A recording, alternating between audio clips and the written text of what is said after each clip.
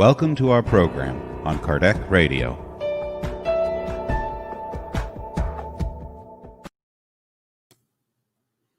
Welcome, dear friends, to our dear moment here at the SSVA, together with the Spiritist Society with Kardec Radio. Welcome. Let us get together as if we were in our centers, right? Especially the Spirit Society of Virginia, the Spiritist group in DC.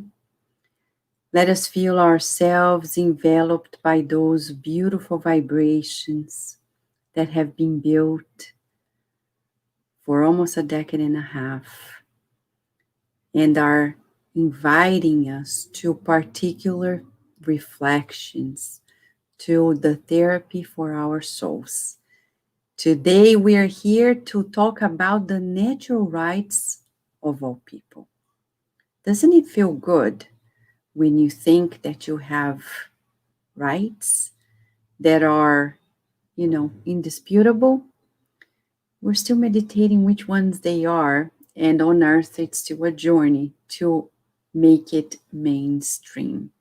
We're going to talk about this and much more, but to prepare ourselves for these very therapeutic moments, we're going to read a message by Emmanuel, followed by a prayer, and then our team is going to lead us into reflections, into deep meditation about ourselves, our connection with God's laws. Okay? Welcome. So here it is. We have Emmanuel in the book, Our Daily Bread. The message is chapter 68. It's titled, It's Necessary to Wake Up. Wake up, you who sleep. Rise from the dead, and Christ will shine on you. Paul to the Ephesians 5:14. A large number of both old followers and newcomers to Christian circles claim to have a very hard understanding and applying the teachings of Jesus. Some find the texts to be obscure, while others persist in literary squabbles. They get upset, they protest, and reject the divine bread, which is needed in an envelope in order to remain on earth. Nevertheless, these friends are not even aware that this is happening. They remain asleep, victims of the paralysis of their higher faculties. Significant, sanctifying divine invitations usually pass them by without being noticed. These distracted disciples see them as sacred events worthy of praise, but they soon forget all about them. The mind does not accept these invitations. It remains in a numbing sleep, incapable of analyzing or understanding. People need to ask themselves what they are doing, what they want, what matters they are attending to, and for what ends they are destined. It is imperative to examine oneself, to emerge from animality, and to arise to master one's own path. Large, supposedly religious masses go through the events of each day like ranks of unconscious sleepwalkers. They talk about God, faith, and spirituality as if they were living in strange atmosphere of a dark nightmare. Shaken by the incessant currents of the river of life, they spin around in the eddy of events, blind, asleep, and half dead, until they awaken and get up through their own efforts so that Christ may shine on them. This message goes hand in hand with the topic of tonight. But before we begin, we will pray. And we pray not as a ritual. Oh no, we Spiritists have no rituals. We pray out of an exercise in our togetherness, an exercise in communing with God together. It's very difficult to pray together. It seems simple, but it's not. Because we need to follow word by word, thought by thought, whomever is leading the prayer. We don't have that discipline yet, but that's the purpose of this meeting, to help us discipline ourselves to that level. It's about mind over matter. It's up to us to excel at this point. And evolution, spiritual evolution, is also about that. So here's our first exercise of the night, our collective prayer.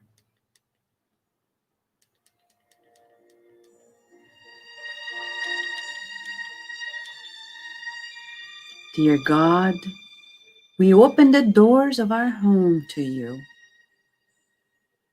We welcome your messengers of love. We visualize them entering the doors of our home and helping us rebalance its energy fields,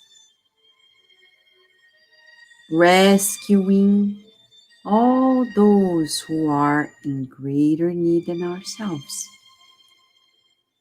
but also helping us open our minds, open our hearts to the inevitable truth.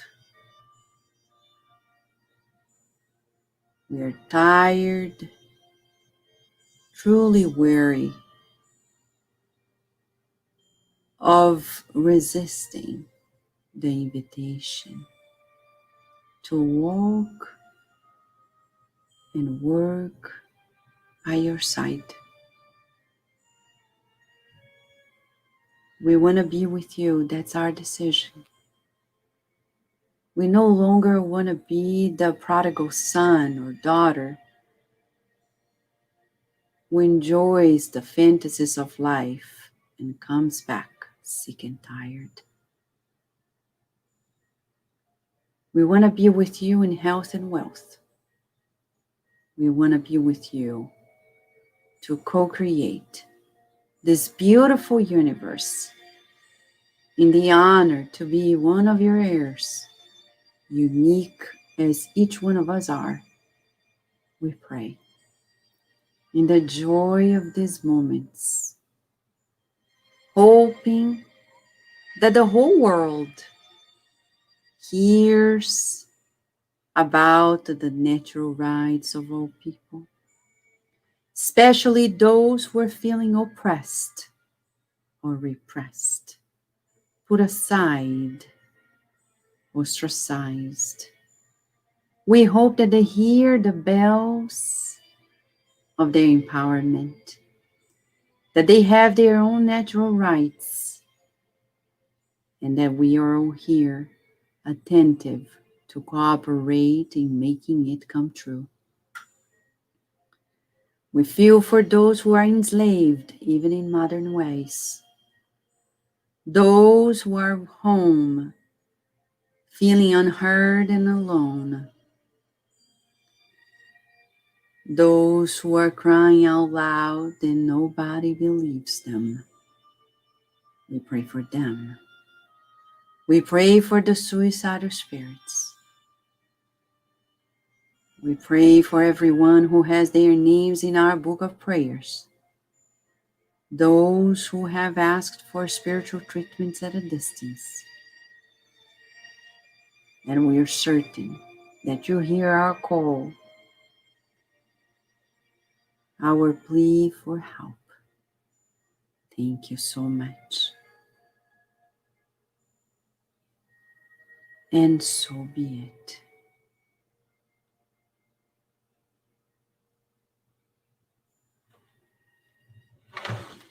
You see, dear friends, we're talking about the natural rights of all people.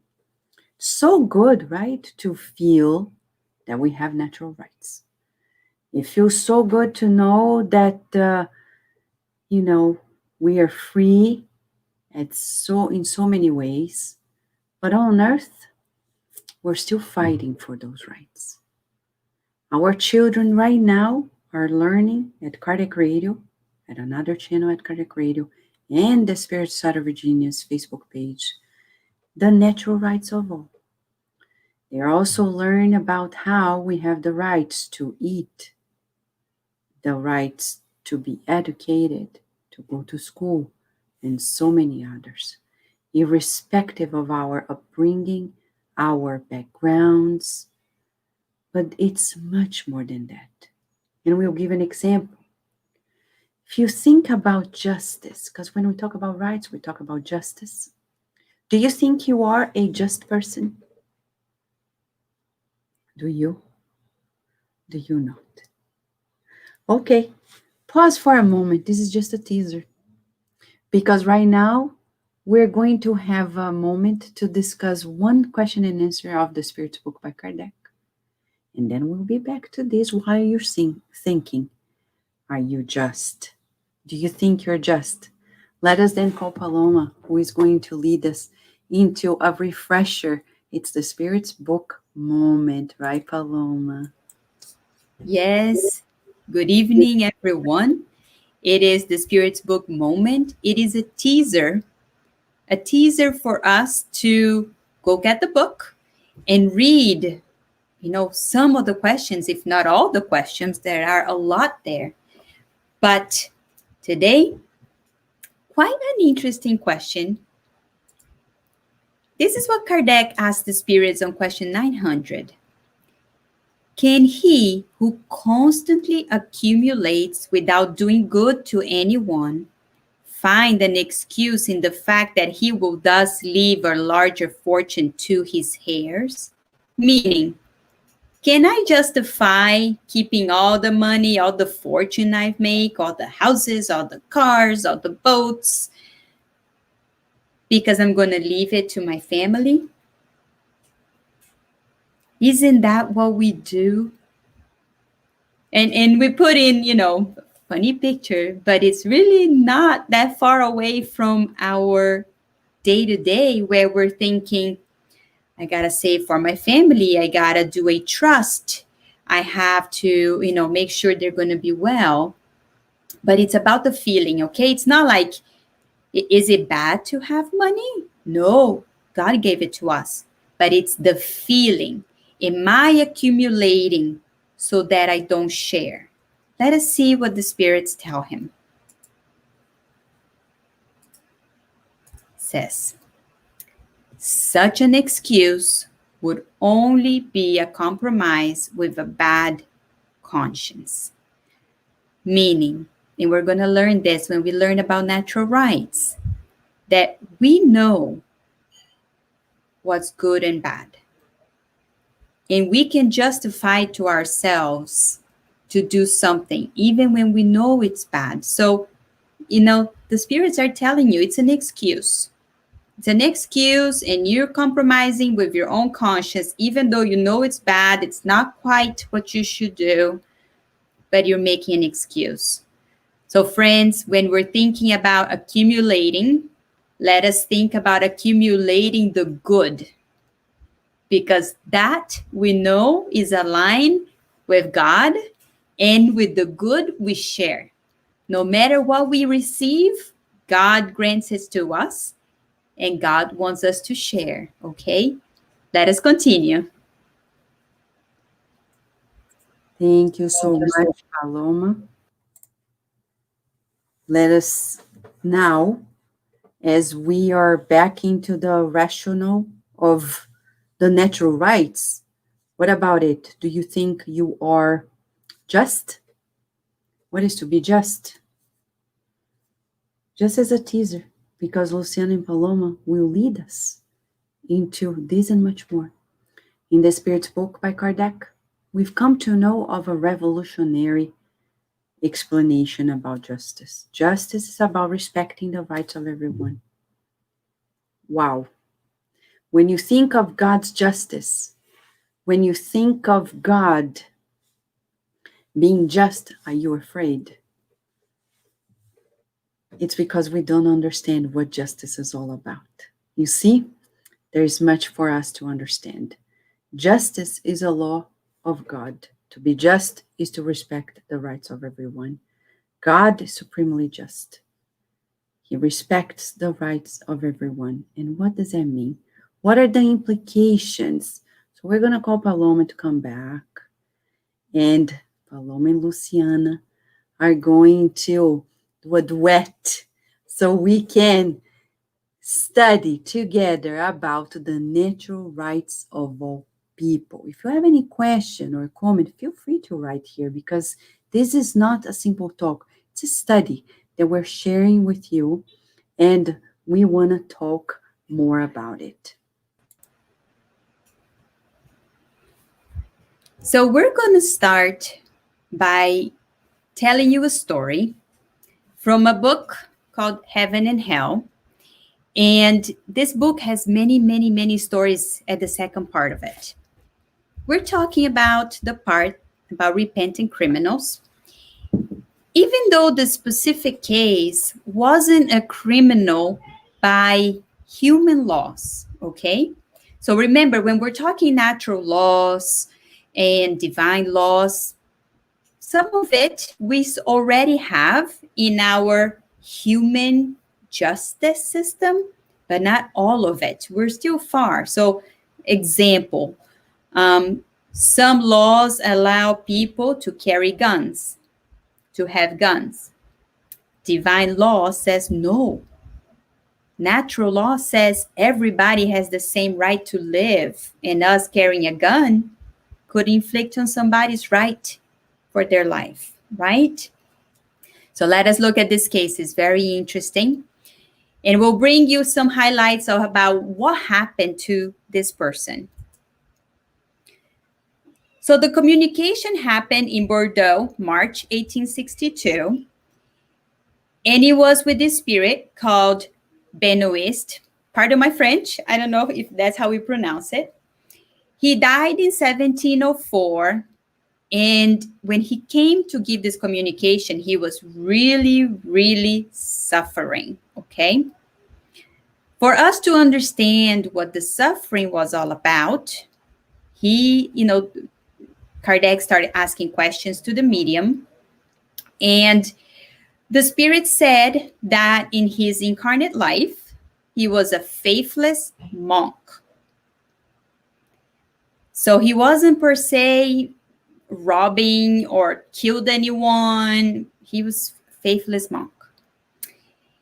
He said that he was poor and lazy, and that he entered the order to get a position. So he was smart.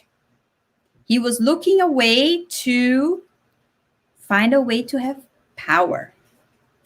So he found a way. He got in. He didn't have money, so he couldn't, open something. He was poor. He got into the order, and he found himself in a power position. What did he do? He abused power. With the people that he encountered, because he was corrupt, he also corrupted others. He was also cruel. He would really, in silence, make people scared. He was violent. This was all under the human laws. Nobody was seeing it, right? But we encounter justice in the afterlife. Do you think we encounter justice in the afterlife? Let us think of these questions, because we're going to have follow-ups to this explaining. And it's very important for us to think about it. It is in our conscious. So let us trigger it, okay? So in the afterlife, his description of it is painful. He's feeling sensations as if he was incarnated, but there isn't anything to satiate it, right? He is hungry. There's no food. But he's feeling so hungry and thirst. He wants water, but there's not one drop of water to help him. He says that his victims that now are obsessing him, they are looking for justice. What they think justice is. They say that they are stirring up the fire that devours him. Now imagine that picture. I put the fire there for us to try to visualize if we were feeling the fire devouring us, but without any relief from it. It's just constant. And he says that he's suffering tortures of hell. Now, if you need more image of this, if you have watched Nosso Lar, Astro City, André Luiz says the same thing about his time in the umbral, right?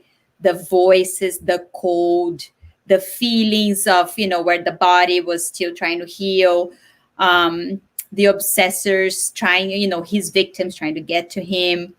If you need more visualizing than this, go watch Nosso Lar. But let us continue, because the communication, the dialogue goes further. The spirits asked, the medium asked the spirit, and I'm going to read to you the answer so we can feel it. So the question is, haven't you ever repented? So after he's been there suffering, he's saying, I'm suffering, I'm feeling it. He's being asked, haven't you ever repented? And he says, a long time ago, but it was only the result of my suffering. But since I was deaf to the cries of my innocent victims, the Lord is now deaf to mine justice. Meaning he has, after suffering so much, he had to go through the suffering, he did repent. But he also understands that he committed crimes that now he has to pay for them. And now they say, well, you have recognized the Lord's justice. Trust in his goodness and plead for his help. And he says, the demons howl louder than I do. Cries choke in my throat. They fill my mouth with boiling pitch. I did, oh great. Can you imagine his pain? Now, friends, let us pause here before we continue. Why is he being allowed to communicate? He's being allowed. He doesn't know this. He doesn't understand why he's there, how the communication happens. He doesn't understand. All he knows is that he needs help. Please help him. But this help came because he repented. He doesn't need to understand the dynamics of how the help will come. It's already happening. He's already communicating. He's already receiving prayers. He's already being cared for, even though he can't see it. Okay? But that's why he's being allowed. God is merciful. He would never let him just stay in suffering forever. And we go to say that when we're talking about natural rights, all of us have the same rights. All of us. God sees us the same way. There isn't more or less or anything. God gives us the same rights. Now, if we infringe in someone else's rights, there are consequences, like happened in this case. So let us think of a couple more questions, and then we're going to move to the next part. Something for us to reflect. What is justice? Do all of us have the same rights? And how do we know what is right or wrong? You want to know the answer? Me too. Luciana, you can take it from here. Okay. So, dear friends, what a case, right? And again, as we've been studying more and more, I will share my screen with you soon. But as we study more and more, we know that the book that we need to study is the book of the Spirit, the Spirit's book, that has so many information, will guide us with so much. Let me share the screen with you. Will guide us with all the questions, all the concerns that we have right there. Kardec, he's so wise. He was so grounded to earth, and he knew that we also have these questions. So in this case, you saw this man that was going through life, minding his own business, doing his things, thinking that no one knew, right? But we can do whatever we want. But Master Jesus, God, they will know exactly what we do. We were talking about natural rights of all people. So what does it mean? That we are all under the same rights. God creates something that is universal for all of us. It doesn't matter where you were born and what do you have in life. We are all the same in general. And for us to be able to understand a little bit, we have again the Kardec in the Spirit's book coming, bringing us question and answer. As we mentioned the other day, the book has more than 1,000 question and answer.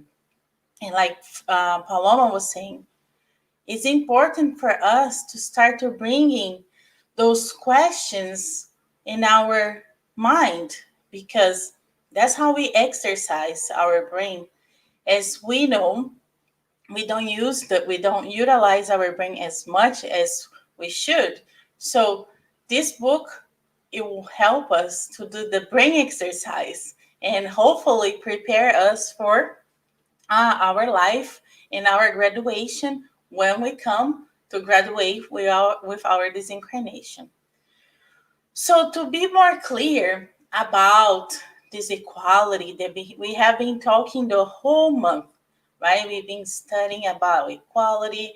We want to make sure we start to understand a little bit more about this issue, because the world's being very chaotic. So we're bringing the questions from Kardec. So he also went, uh, okay, he also went to ask on chapter 9 and item 8 about the law of equality. And we studied this question before, I believe, in the beginning of the month. And he was asking on question 803, are all men equal in the sight of God?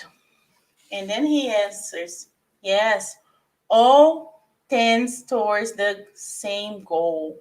And God has made his law for the equal good of all.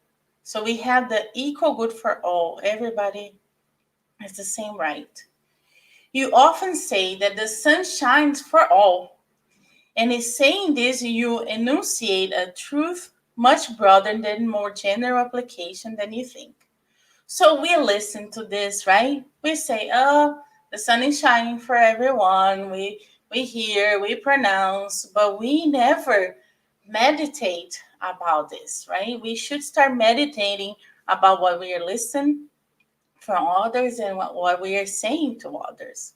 Do we really apply this? Do we really, in our daily life, believe that the sun is shining for all the same way?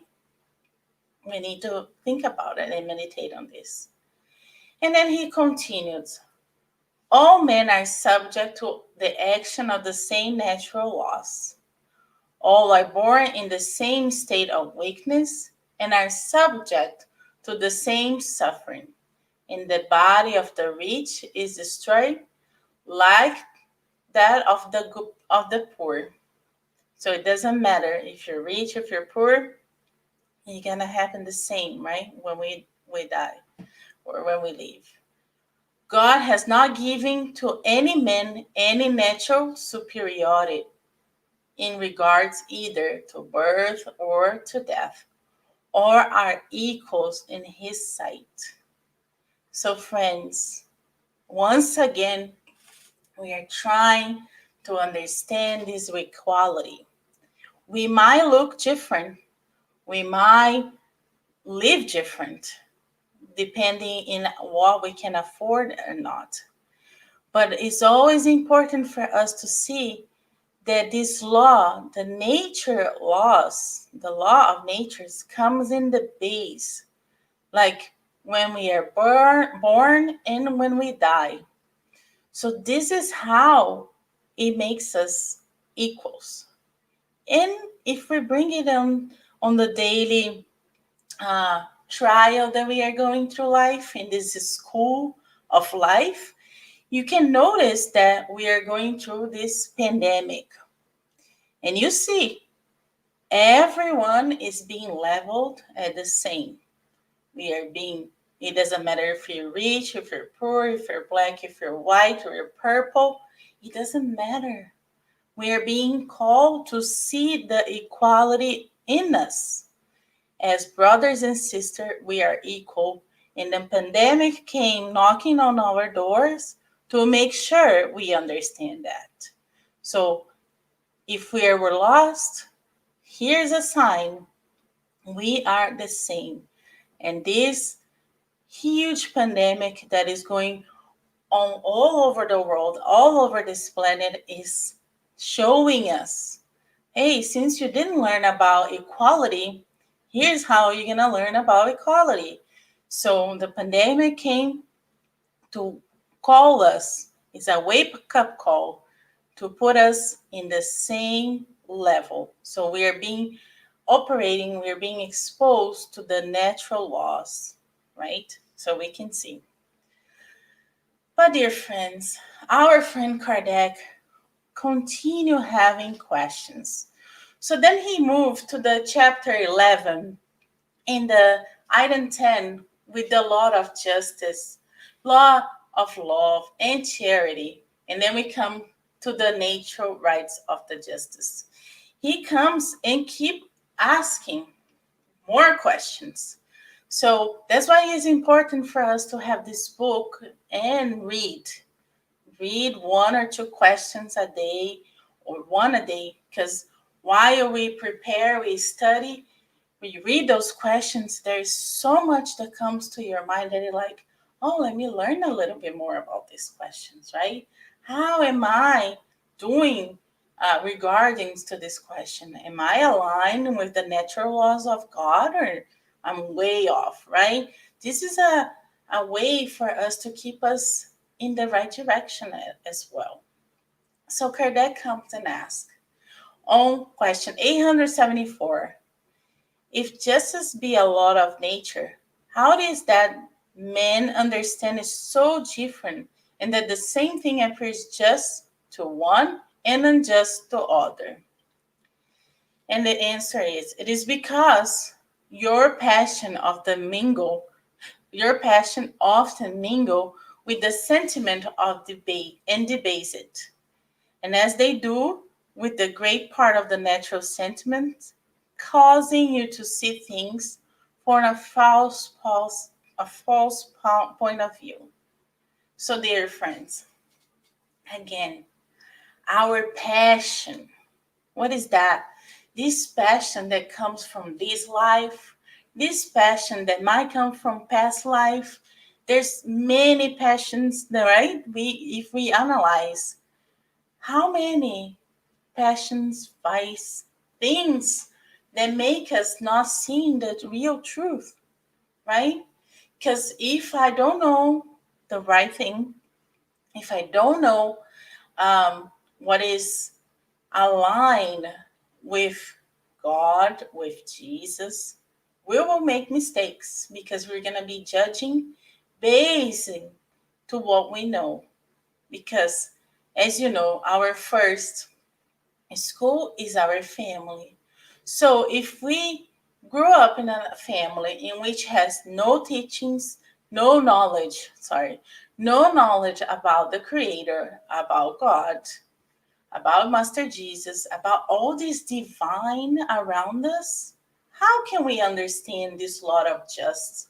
How can we understand the natural right of everyone?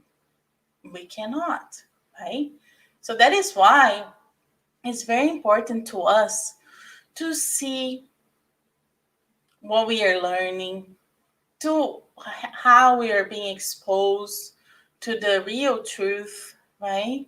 Because, and also to understand those around us, because sometimes they don't know. They don't know anything different.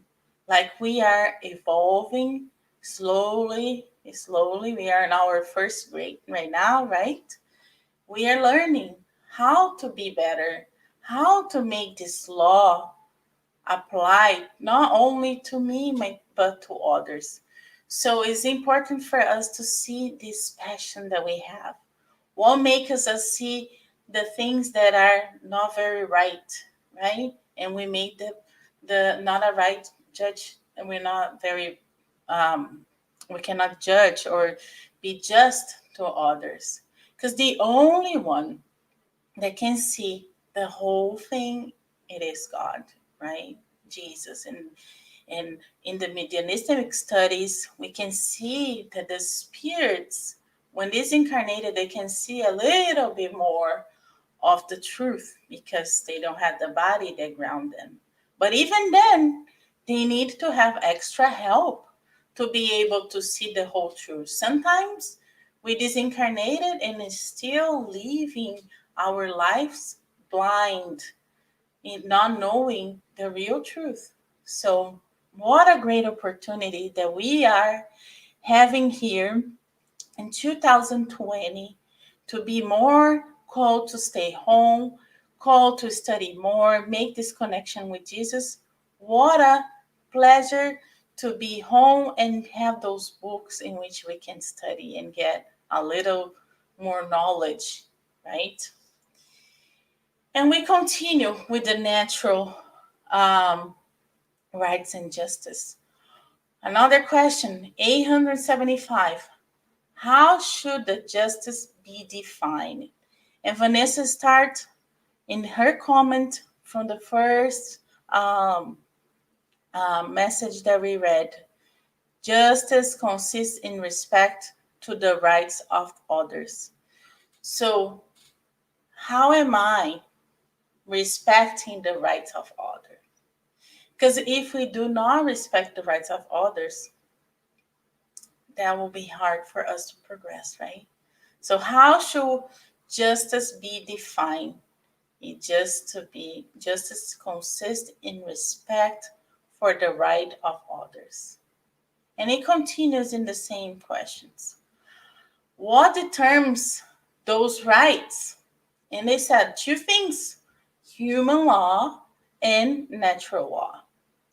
The men having made law in the harmony which they characterize their habits. Those laws have established rights that have varied with the progress and enlightenment. See, we need to be enlightened. As we evolve, as we know more about it, the laws start to changing. And nowadays we see that people are more exposed to knowledge. We're being able to go on the internet and have more information. And there's things that are happening in places that we'll never imagine, like bad things and good things as well, that we're exposed instantly. So it's very important for us to have this knowledge, right? Because once we have this knowledge, we can progress and change our laws. So with the progress of the Enlightenment, the laws change. So your laws at this day, though, is still far from perfect. So imagine we're still far away to be having a perfect law, but we're working on it. That's why we need to have respect to all of those, right? To all our brothers and sisters, because we're still working on it. There's a long way to go. So we're still far from perfect. Perfect. No longer consecrate what were considered as right in the Middle Ages. So we already progressed from what was used to be in the Middle Ages. And even in this reincarnation, friends, we can see when we were born and how we change as we grow. If we are growing, being exposed to the teachings, to the knowledge of the Master Jesus, we are changing ourselves. We should be able to be change ourselves and transform ourselves to better, right? So we are align ourselves to the Creator. So those rights which appears to your used to appear to you was monstrous and appeared just and natural and all that time. So it used to be bad to then, but it was normal. Like people used to kill, people used to go hunt, they used to do so many things, but for that time it was good. But for us it's barbaric. So the rights established by men are not therefore always conformable with just. Moreover, they only regulate certain social relations, while in the private life there are an immense number of acts that are submit only to the tribunal of conscience. So again, friends, we need to learn, know, evolve more morally in order uh, for our knowledge to be better, in order to be able to change those laws, in order to so we can progress. Because if we do not do those things, we'll be stuck and we were not being aligned with our master. So we always have to find ourselves to being aligning with the Creator. And Kardec is a man, a missionary that came to this century, right? Like to this, bringing to us, and today in 2020, bringing to us those things that he was asking way before we imagine, right? Imagine if for us nowadays, 2020, those are still questions that we ask or don't even think about it. But as we study together here as a group, as a community, those questions are really making us think about it, right? How just am I? How am I living my life basing on these teachings, on these divine teachings, right? So Kardec was able to bring to us all this information that we still learning. We still need to feel. We're learning, we're reading about it, we try to rationalize, but we still need to start feeling, right, what it means. So then he comes again and he asks, this is a long one, but independently of the right established by human laws, what is the basis of justice according to natural law? And he comes and bring Christ, right? Christ told you, do unto others whatever you should, whatever you would that others should do unto you. God has placed in the heart of men as the true rule of all justice, the desire which you feel to see his own rights respect. When uncertain as to what he should do in regards to his fellow creature in any given conjuncture, let each man ask himself what he would wish to have done to himself under the same circumstances. God could give him a safer God could not give him a safer guide than his own conscience. So, dear friends, there we go. This is the base of everything, right? The golden rule. How I will know that I'm doing right? Just think about it. How would you like people to be treating you at your workplace, at your family? No matter what you're doing, you always need to be able to make this connection between you, your heart, how you feel, in order to you expose that to your brothers and sisters. So Christ came and told us. So that's why Jesus in the home, doing the gospel, studying all Kardec's books will help us to succeed in life. Those are like our manuals, right? We have the book Taught in Life, and is a guide for us, like a small guide that will teach us so much. And we have the book of Heaven and Hell that we were studying today. There's so many books that really, really get to guide us, help us to be successful in life. So in this question, he continues saying, like, do unto others is a long one. But if you focus and do what you want for you, you will succeed. And then the next one is, does the necessity of living in society impose any special obligation on mankind? And yes, of course, right? When we live in society, there's a lot that comes to us. But the answer from the Spirit is yes. And the first of this is to respect the right of others. Again, we need to respect the right of others. He who respects those rights will always be just. In your world, where so many neglect to practice the law of justice, you have recourse to reprisal, and this causes trouble and confusion in a human society. Social life gives rights and imposes corresponding duties. So if we're living in society, we need to respect and also being respected.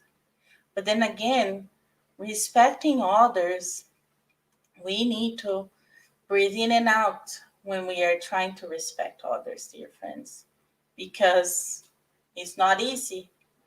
And I learned, thank you, of the studies of the Spirit Society of Virginia. We learn. So that's why we go there. That's why we come here every Friday, right? So we can learn. And we learn that respecting others is respecting them with the decisions that they made. They have the right to choose what they think is right for them. But I have to be the one also to be more tolerant and listen and respect their choices. It's not like I respect you if you do what I want you to do. So if not, I don't want anything to do with you. So this is hard. Like, we're talking about respect, and saying it is easier than put in practice. But we need to learn how to respect ourselves, right? Remember, God gave us our body. Is the first thing that we need to take care of it. How is my relationship with my body? Am I respecting my body? Am I nourishing my body? And we also have a soul. How respectful I am to my soul. Am I nourishing this soul? Right? And then from there we go and respect others, because if we don't know how to respect ourselves, our primary obligations that Jesus, God, entrusting us, it will be hard for us to reflect on this into our brothers and sisters, right? That's why, like the question before was saying, apply what you want to apply to you to the others.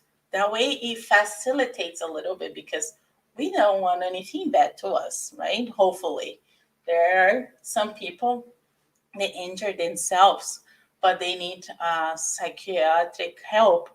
But like if we are normal, wealth, without any mental issues, we won't hurt ourselves. We want something good, right? So if we think about this way, we want something good to us, we'll do it, something good to us. And as a result, we're also going to be respecting. And Kardec continued, if it is possible for a man to be under an illusion as to the extent of his rights, what is there that you can show him that their true limit? So the limit of right, which he would recognize on the part of his neighbor towards himself under similar circumstances, and vice versa. And into this question, it continues, but if each attributes to himself the rights of his fellow creatures, what becomes of a subordination to superiors? What not, would not such a principle be anarchical and destructive of all power? And this is very interesting, right? When he says like do unto others and vice versa. And then they continues like, but what's gonna happen with the power, right? If we are gonna apply to this? This is a very important question. And he continues saying, natural rights are the same for all men, from the smallest to the greatest. God has not fashioning some men from a finer clay than other, and all are equals in his sight. Natural rights are eternal. The rights which man has established perish with his institution, but each man feels distinctly his strength or his weakness, and will always be conscious of a sort of defense towards him whose wisdom or virtue entitles with him to respect. It is important to mention this in order that those who think themselves superior may know there are the duties that will give them a right to defense, to difference. There will be no insubordination when authority shall be the attribute, only to supervision, superior wisdom. So here it goes. We also had this question in our mind once we read, right? Because if we don't read, we don't even think about it sometimes. So if we read those books with a lot of questions, and that's what we need to do. We are on the planet to progress in this school, and a good student, as all the educator and all friends of mine that are teachers, they say those students that have questions, they're really um, participating on the class. They're reading a tune with what I'm teaching. So if we start making a lot of questions, not out of respect, not being disrespectful to anyone, but to exercise our reasoning to make sure we are aligning ourselves with these natural rights and with everything, because those books again came on our hands to help us. Those are tools to help us to live better and be better beings when reincarnated. So here's the last question for us to meditate about. And I really want you guys to take time on this pandemic to read the Spirit's book. If you already studied, start meditating each question. It will help us to be better.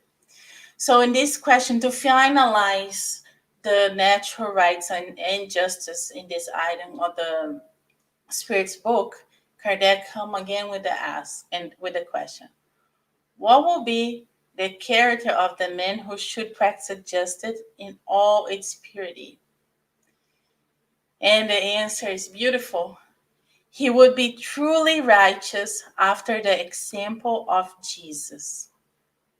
So Jesus, dear friends, as we learn from Jesus in the home, from the gospel, Jesus is our guide and model. So if we are mistaken, if we are in doubt, if we do not know what to do, we call Jesus.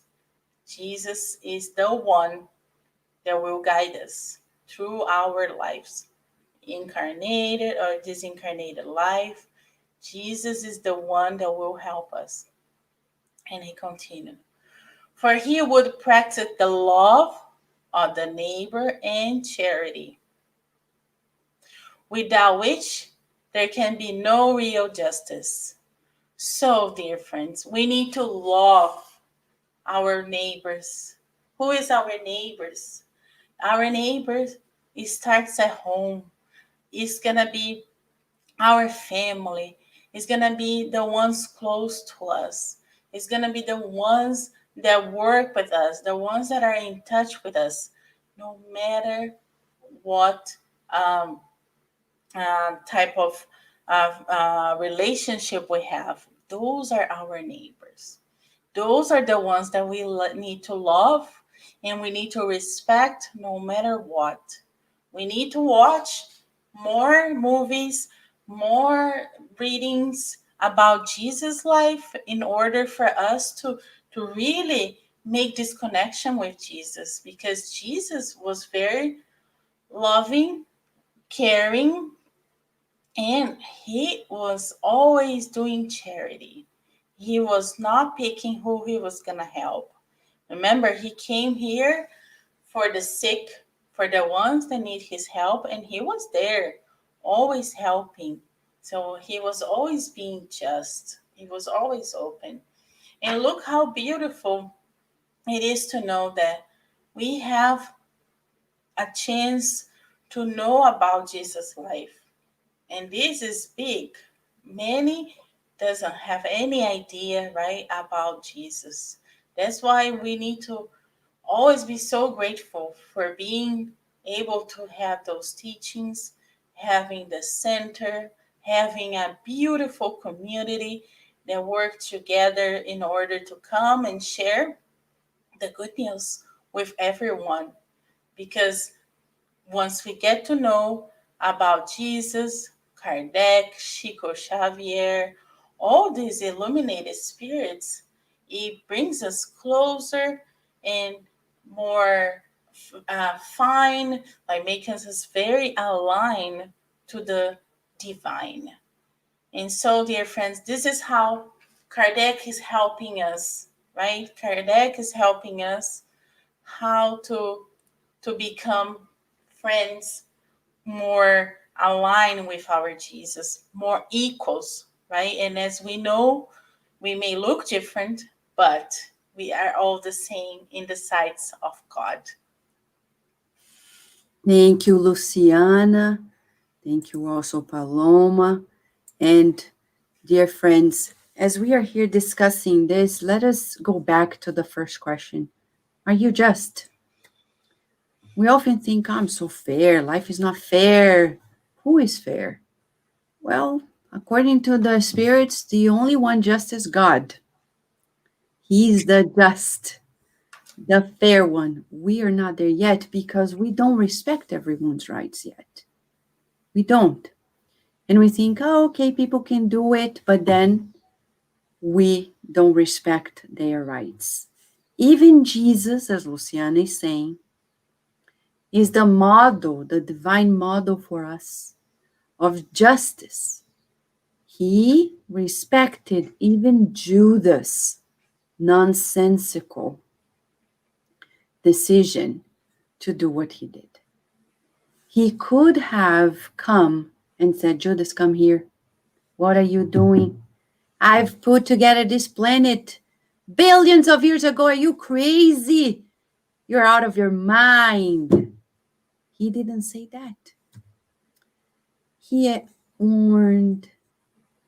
He explained, but he couldn't interfere in the free will that God gave Judas to do what he did.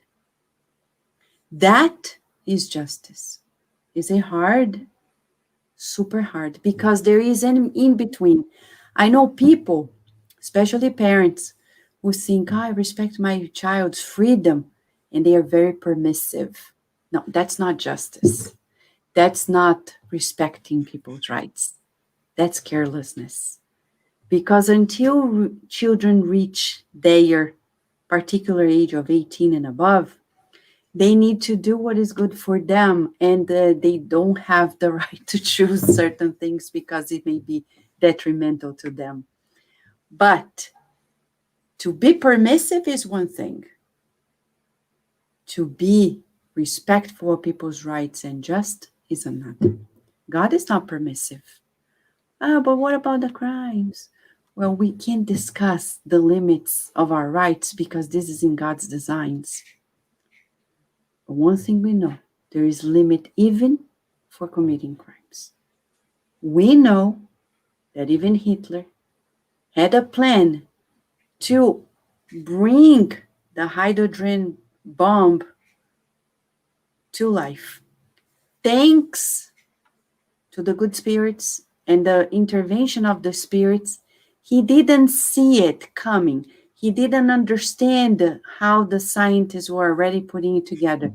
Thank God, because there is limit to our free will, but there is free will, and we need to respect. Nowadays on Earth, we all know that there are particular social inequalities that need to be arranged. Today, here at SSVA, we close a whole month of discussions at Kardec Radio, since its anniversary as well, discussing about the rights of everyone, the need to bring equality forth, and to everyone, irrespective of gender and sex, socioeconomic status, political status, whatever we name it, no matter the category, the natural rights of us all.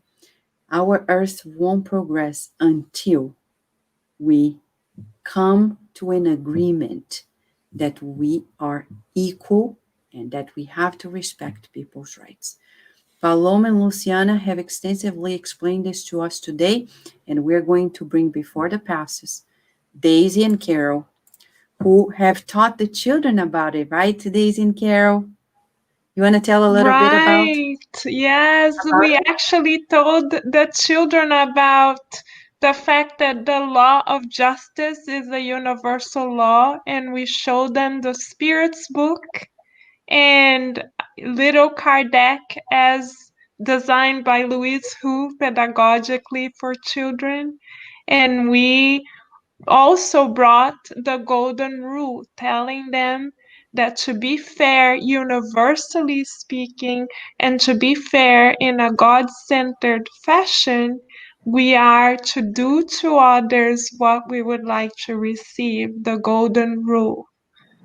And we also discussed many scenarios with them, with the children, for them to understand that we need to also respect other people's rights. Not only do we need to advocate for our own right, but we also are being called by God to respect other people's rights. Right, Daisy? That's right, Carol. It was a beautiful lesson. And as Carol said, we brought hand in hand what we saw here in the adults lesson as well. We brought to the children, and we finalized with a beautiful activity at the end where we invite them, well, Jesus invite them to be agents, so to teamwork with Jesus.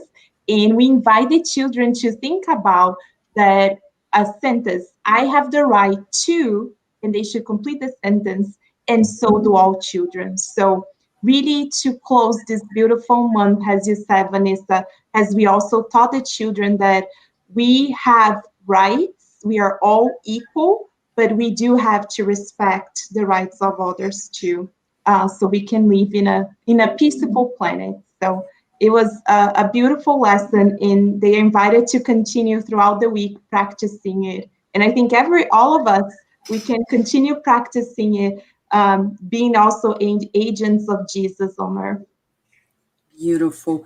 Thank you so much. We want to remind everyone who is watching us that we have a kind of a contest going on for children at Cardiac Radio for Kids and the SS Virginia, which is about the miraculous art. And I'll see if I show it to you, because if you are a parent or an educator, you are encouraged until the end of August to join this effort. It's a beautiful effort to make children meditate on what they are doing. Yes, to meditate on what they are doing with the life when they are watching cartoons, for example. So I'll share here quickly with all of you this flyer. Okay, so here it is. We have the miraculous art, and it's submitted until the end of August, children from 6 to 18. And it's about creating an art piece or right, mixing the characters of the cartoon, the miraculous ladybug, and the keywords in Spiritist mind, spiritual influence, spiritual obsession, telepathy, good and evil. So here is an opportunity for all of us to encourage our children to do. And today we received beautiful news from the first one who submitted is um, a child from Ireland, and then we have today the Spiritist friends in Spain. They put the announcement in Spanish, and they are also participating. We were rejoicing before the program because we just received the news, and it's good. Salvador Martinez, who is coordinating the efforts of Spiritism in Spain, he mentioned how important it is for his own children who are preteens. And he said, you know, what a genius idea to make them watch that cartoon and seek for the Spiritist keywords. It's a beautiful exercise, and only the parents and educators who are really there ready, they recognize the importance of really teaching our children all the time about things. And I'll finalize, since we're talking about equality, social inequalities, and the importance of changing everything, building a new world, in a book named Family, not translated into English yet, of course. And this beautiful book brings several messages through Chico Xavier, and there's a particular one that is very promising before we finalize. It says that if we want to change things in the world, we really need to change at childhood level. And Emmanuel explains, the child is like a piece of spiritual land that will return what it learns, invariably according to the received sowing. So if we want to change social inequalities, probably adults will still have a hard time. I know at the legislature level, we need to work hard, but we need to go to the beginning levels, to our children, and disseminate these new proposals of social equalities to really lead the new generation into that direction. There's no other way. It's much faster to focus on that way than trying to change the minds of those who are banking on social inequalities. That's the reality of the matter. And of course, we have multiple directions and strategies to be practical. But if we want a single strategy that can be very effective, we go straight to our children. And if we have a strategy that can really bring that about in that new generation, soon we're going to see that sprouting in our society. Okay? So thank you, Paloma. Thank you, Luciana. Thank you, Carol. Thank you, Daisy. We're now going to invite you to the final moments when we are going to do our spiritual classes and prayer all together. Okay, friends? So let us join heart to heart and pray. Remember, we are here. The Spiritist Center is not closed. It's in your house right now. Whoa. Can you imagine? The Spiritist Center expanded so much, so much. So it's in our homes. Let us feel it and open the doors for the good spirits now to really assess us in the inner vibrations of ourselves. Okay? Let us go.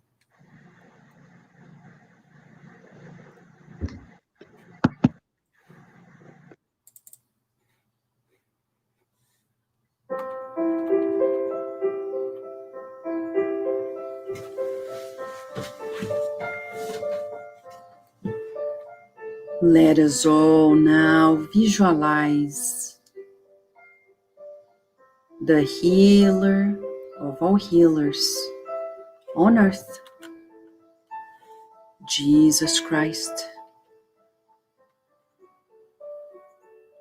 who heals us with his vibrations of love.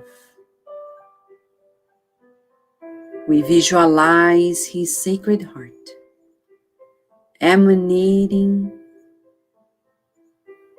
loving rays of healing.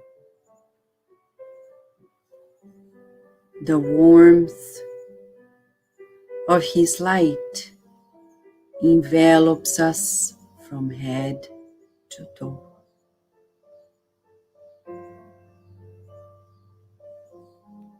We feel that the warmth of his light dissolves clusters of difficult energies, feelings that are toxic to us. His healthy vibrations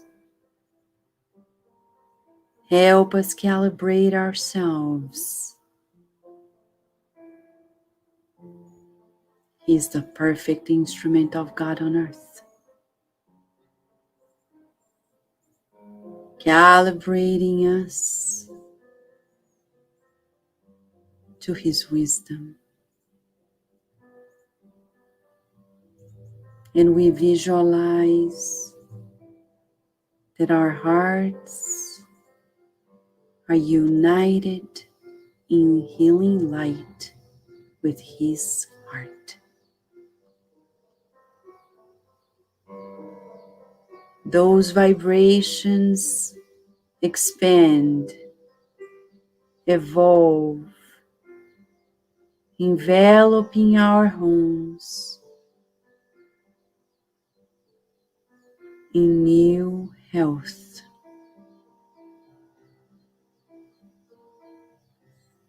We visualize that loving and warm light expanding through the walls, reaching our neighbors, enveloping everyone in healing. We visualize that from our neighbors, that light of healing love travels through the streets, throughout our cities, from our cities to our states, and from our states to our countries, from our countries to our continents, from our continents to the earth. And the heart of Jesus enveloping us all on earth in soothing vibrations, bringing relief to the pains and afflictions of all. In his kind and sweet energies, we bathe ourselves in rejuvenating energies. feeling the youthfulness of His presence.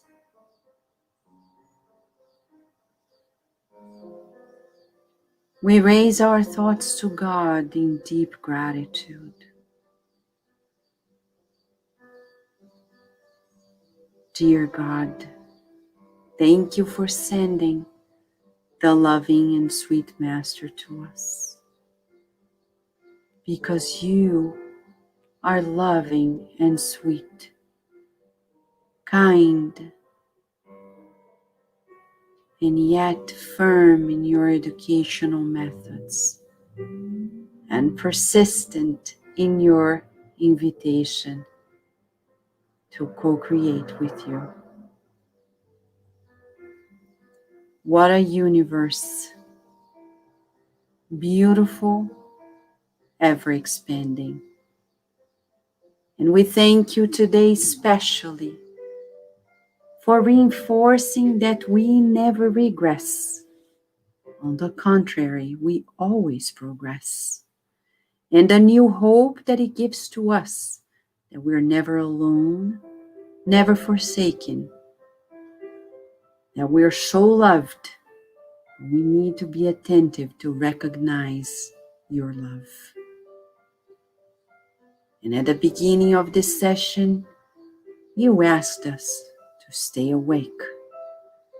And we hope we wake up to the call of love, without which there's no purpose in life. May we love ever more today than yesterday, a love that is all-encompassing, just, respecting people's rights of being, respecting one another, as we are all equally children of yours. Count on us, dear God. We've discovered that we love you, and we want to love you even more by respecting your creation in us and everywhere in this universe.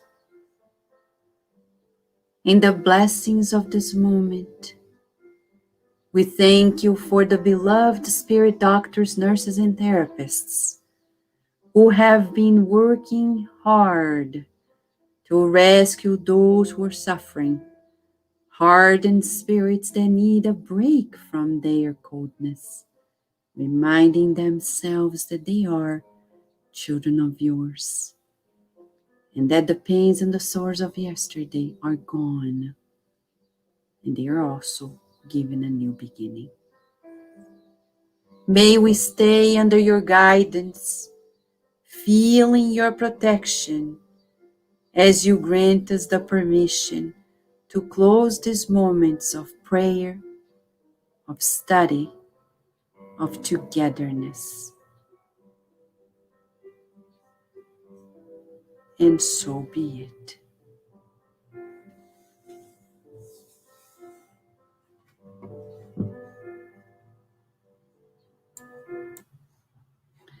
Thank you so much, friends, for being with us here together. A big hug to you. And of course, if you have any questions, any comments, feel free to share with us. We are here at Kardec Radio, always nourishing our souls, and the Spiritist out of Virginia is truly grateful for being with you as well. Thank you, friends.